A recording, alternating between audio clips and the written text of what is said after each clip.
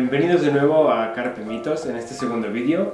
Gracias por todos aquellos que me habéis apoyado en el primero, me habéis dado consejos, lo habéis visto, habéis criticado, porque ayudará a que los siguientes sean un poco más dignos.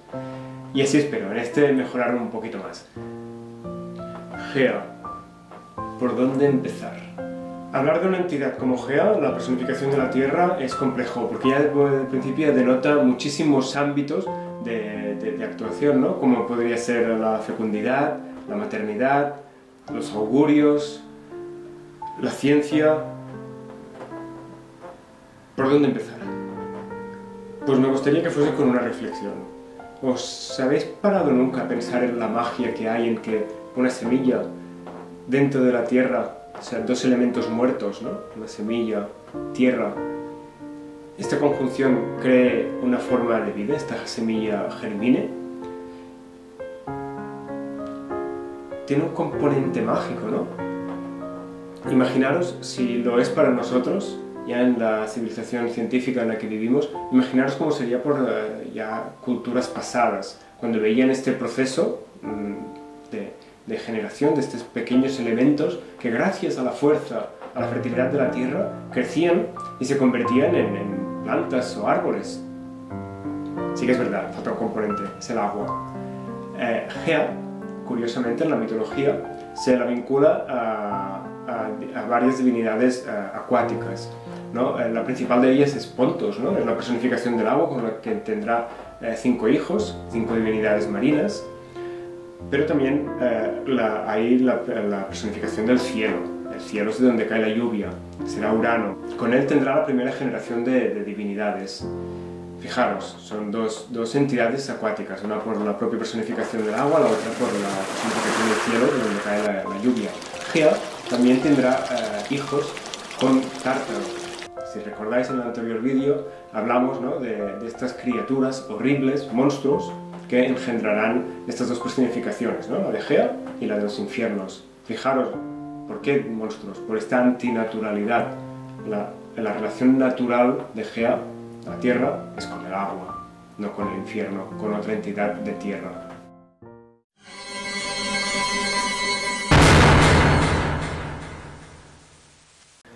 Vamos pues con esta esencia vital que es la propia tierra. Para empezar, y nunca mejor dicho, recordaremos un momento lo que hablamos en el anterior vídeo, en el cual hablamos de caos, ¿no? Si recordáis, de este caos primigenio, la primera personificación que salió para acompañarlo fue justamente Gea. Fue esta entidad que materializaba el caos, ¿no?, en elementos, como hemos dicho, matéricos. ¿Recordáis pues todo ese capítulo relacionado con el caos? ¿Y recordáis que Gea fue la primera? ¿Y recordáis que dije que hablaría de ella en el siguiente vídeo? ¿Y veis cómo cumplo lo que digo? Y así queda la cosa. Del caos salió Gea, la tierra, y después de ella salió Eros, o Cupido, esta fuerza amorosa, esa fuerza de atracción, que ya explicamos que hará que toda esta materia dispersada tenga estos nexos y hará que consiga forma, entidad, incluso seres. Esta tierra originaria se personifica en la figura de Gea, de Gaia, de Telus, de Mater Terra, etc. Todo ello son nombres para designar la misma personalidad. Hablaremos de su culto, hablaremos de la visión que tienen los romanos de ella, hablaremos de cómo se representa en el arte, hablaremos de todo el misticismo que hay alrededor de su figura, hablaremos de los oráculos que están vinculados, hablaremos incluso de una teoría científica contemporánea, la teoría Gaia, que es otro de los nombres con que se conocen a esta personificación o divinidad. Empezaremos por un detalle muy interesante, que es saber de dónde proviene su nombre, ¿no? Un poco de etimología, además que nos servirá para ver cómo aún muchas de nuestras palabras, de nuestro vocabulario, contienen como raíz el nombre de esta personificación. Su nombre proviene de la raíz griega ge, que significa tierra. En avéstico, una antigua lengua de la zona de Irán, como el persa, utiliza la palabra Gaia, con dos is, para decir vida, y Gairi para decir montaña. Al ser también un idioma indoeuropeo, puede ser que influenciara las palabras griegas de Gea o Gaia, y es que la semejanza con ellas es evidente. Geo, y no me refiero con ello al Grupo Especial de Operaciones de la Policía Española, es también la raíz de multitud de palabras. Muchas de ellas las usamos habitualmente y se vinculan justamente al concepto de terrestre, al concepto de la Tierra. Fijémonos como geo lo encontramos en geocentrismo, en geometría, en geografía, en geotermal, en geosfera, geomántico, geofísico, geodésico, geopolítico, incluso geoda, ¿no? Todo ello son conceptos que se refieren a un territorio, se refieren a un ámbito de tierra. Además de gea hay otras palabras que también significan tierra en griego, como aroura, que derivará a nuestro arar, ¿no? Un verbo perfectamente vinculado al mundo de la agricultura, por lo tanto a la tierra. Y otro será ton. Ton deriva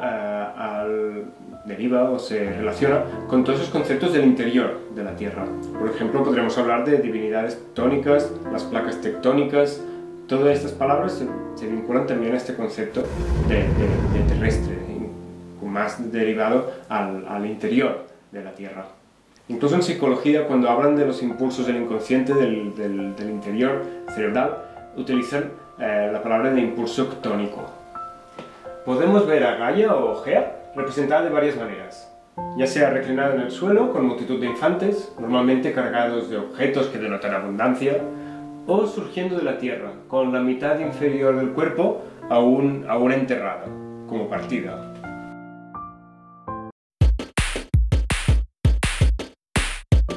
Algunos antropólogos afirman que Gea, como la madre tierra, ya es una divinidad venerada en el Neolítico. Sería más o menos una evolución del concepto de gran madre, ¿no? Como una divinidad de la vida, incluso de la muerte. Ella es la que da vida y también la que la absorbe. De la tierra salimos y a la tierra volvemos.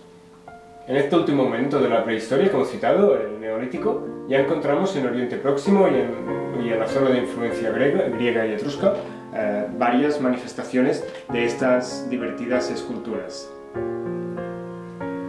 Todas las antiguas religiones tienen el concepto de vida y de fertilidad vinculado a la figura femenina, de ahí la abundancia de tantas diosas madre. Estas figuras, que la arqueología descubre continuamente en asentamientos de la Edad del Bronce, se deben relacionar con el culto a la fecundidad y a la fertilidad, grandes preocupaciones de sus pobladores. Quizás la más famosa es la Venus de Willendorf, de hacia, preparaos, el 22.000 a.C. Su representación es habitual, mujeres de anchas caderas, pechos prominentes, que denotan esta opulencia, esta fertilidad, e incluso a veces estos pechos se multiplican, ¿no? Para remarcar este concepto de grandes madres.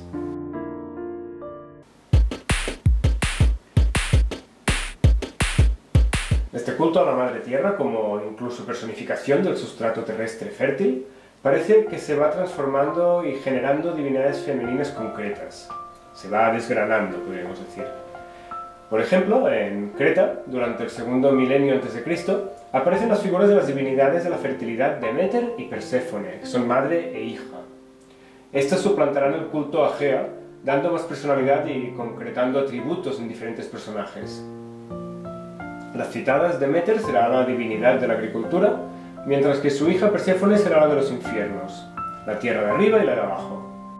Gea acabará casi sin espacios de culto, dando a los devotos más poder a estas nuevas figuras más personificadas y más destinadas, ¿no? a un poder, ¿no?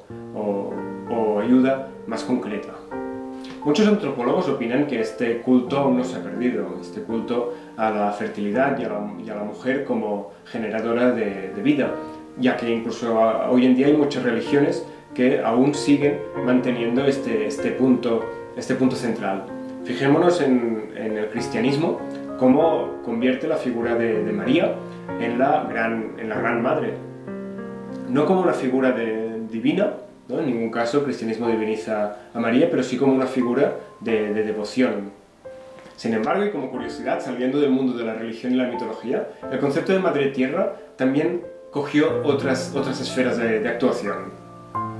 Las Naciones Unidas, a través de la Resolución 63-278 de la Asamblea General, reconoce la Madre Tierra como una expresión común utilizada para referirse al planeta Tierra en diversos países y regiones, lo que demuestra la interdependencia existente entre los seres humanos, las demás especies vivas y el planeta que todos habitamos.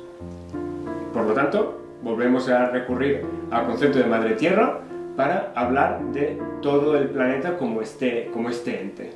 Su culto, como hemos visto en estas Venus prehistóricas tan divertidas, se remonta a las primeras civilizaciones que existieron. Y es que la fertilidad del suelo y de los humanos es de importancia claramente vital. Y pondría la palabra en mayúscula. De entre los siglos 7 y 6 a.C. tenemos unos poemas, ¿no? Unos himnos que se llaman himnos homéricos. Estos himnos homéricos no dejan de ser oraciones a las divinidades y hay una dedicada a Gea. Como os decía, hemos de comprender estas personificaciones y estas divinidades como objetos de religión en su momento, por lo tanto tienen sus oraciones. Os la voy a leer muy rápidamente para que os hagáis una idea de un texto de culto destinado a la diosa madre. Número 30. A la tierra madre de todos. Cantaré a la tierra, madre de todas las cosas, bien cimentada, antiquísima, que nutre sobre la tierra todos los seres que existen. ¿Cuántos seres se mueven en la tierra divina o en el mar, y cuántos vuelan? Todos se nutren de tus riquezas. De ti proceden los hombres que tienen muchos hijos y abundantes frutos. Oh venerable, a ti te corresponde dar y quitar la vida a los mortales hombres. Feliz aquel a quien tú honras, benévola en tu corazón, pues todo lo tiene en gran abundancia. Para hombres tales la fértil tierra se carga de frutos, en el campo abunda el ganado, y la casa se les llena de vides. Ellos reinan con leyes justas, en ciudades de hermosas mujeres, y una gran felicidad y riqueza los acompaña.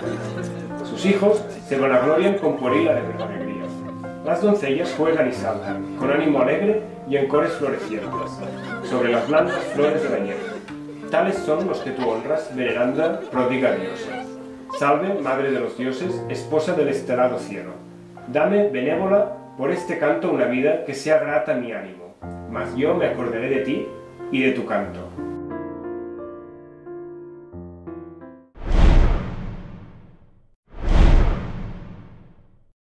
Otra faceta importante de Gea es la vinculada a los oráculos. Los oráculos son esas personas que eran capaces de explicar, de predecir el futuro por una revelación divina. Por lo tanto, los oráculos vinculados a Gea eran sacerdotes que, imbuidos por la divinidad, eran capaces de explicar qué ocurriría. ¿Por qué Gea? Porque es en la tierra, es en las entrañas de la tierra donde se guarda toda la sabiduría del mundo, ya que es la tierra la que generará también todo lo que ha de ocurrir. ¿Cómo se manifestaba esa sabiduría de la tierra? Por diferentes procesos geológicos. Pensamos en terremotos, en volcanes como los principales, aunque parece que los más vinculados al mundo de la adivinación, del augurio, son fenómenos menores como por ejemplo grietas de las cuales se emanaban vapores sulfurosos que manifestaban esta voluntad de la divinidad y estos mensajes que los sacerdotes tenían que interpretar. Se sabe que en el santuario de Delfos había una de estas grietas sulfurosas, de ahí que se fundase uno de estos oráculos. Posteriormente se vincularía al dios Apolo, seguramente que la mayoría conocéis Delfos por su vinculación a esta divinidad. Apolodoro nos cuenta que fue un cambio violento, ya que Apolo consiguió poseer este oráculo porque mató a Pitón, una gran serpiente que lo protegía cuando aún estaba vinculado a la divinidad Gea. Realmente podemos vincularlo a una suplantación que se realizó en un momento en el cual las divinidades antiguas, como hemos dicho, ya pasan a un segundo plano, será el caso de Gea, que va perdiendo santuarios y devoción, en pro de divinidades nuevas, como por ejemplo será el caso de Apolo, una divinidad que en el mundo griego conseguirá una gran fama, incluso en el mundo romano. Hablando de romanos, ya los romanos tenían una divinidad llamada también Gaia o Madre Tierra, Tellus Mater. Esta, también llamada Terra propiamente, se trataba de una amalgama devocional de Gea, Ceres, divinidad de la agricultura, y Cibeles. Por lo tanto, en lugar de, como hemos visto los griegos, que separan a Gea en varias personalidades, vemos que los romanos lo que hacen es acumular Gea junto a otras divinidades para generar esta Terra Mater. También, por supuesto, será una divinidad vinculada a la fertilidad y a la maternidad universal, y que, como bien hemos visto, provenía del Mediterráneo oriental. Fue el ejército romano quien la expandió por el imperio. Finalmente, ya como último apartado para hablar de Gea, vamos a hacer un hincapié directo en el mundo contemporáneo.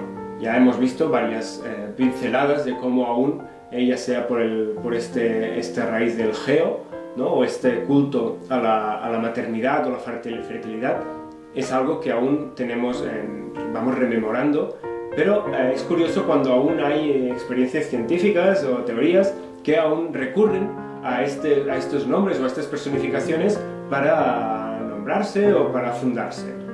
Hablaremos de la teoría llamada Gaia. La hipótesis Gaia afirma que en la Tierra la biosfera, o sea la atmósfera y la superficie terrestre, se transforma de tal manera que mantiene unas condiciones aptas y proclives para la vida. La atmósfera y la Tierra actúan formando equipo, o como un único elemento, donde la vida se encarga de autorregular condiciones que le son vitales, como la salinidad de los mares, el oxígeno, la temperatura, etc. Esta autorregulación tendería a un equilibrio. Esta teoría la formuló James Lovelock en 1969, después de haber estudiado Marte y comprobar sus diferencias con la Tierra. Utilizando esta hipótesis podemos tomar conciencia de cómo la Tierra actúa como un ser vivo que regula sus procesos, regula su naturaleza para intentar promocionar, mejorar las condiciones que deriven hacia la vida, que exista la vida y que esta vida aumente. Todos estos elementos que se tienen que generar, mantener, equilibrar o incluso eliminar, parece ser que la propia Tierra es capaz de hacerlo. Esto demuestra cómo en realidad hay un cierto mecanismo, una cierta simbiosis entre los seres vivos y la propia Tierra o atmósfera, que marca como cualquier efecto nocivo es desequilibrante y afecta a muchos ámbitos. Por desgracia es lo que vemos cuando se contaminan los mares o con el calentamiento global, la sobreexplotación de un recurso natural, que implica como que ecosistemas enteros se desequilibren e incluso puedan llegar a desaparecer. Pero siempre, por desgracia, eso ocurre por afectación humana, no por el desarrollo natural propio de la Tierra. Esta teoría Gaia es una teoría preciosa que además ayuda mucho a concienciar sobre los efectos que tienen en la naturaleza cualquiera de nuestros actos, y que estos efectos no son más que piezas de dominó. En cualquier momento podemos hacer que tumben y generen toda una carrera de causas-efectos que pueden acabar mal y en destrucción.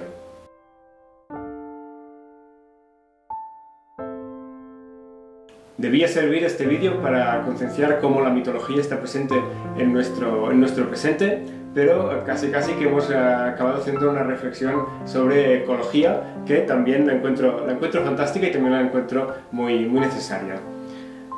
Espero que también hayamos aprendido cosas nuevas gracias a este vídeo. Muchas gracias y hasta el próximo. Carpe Mitos.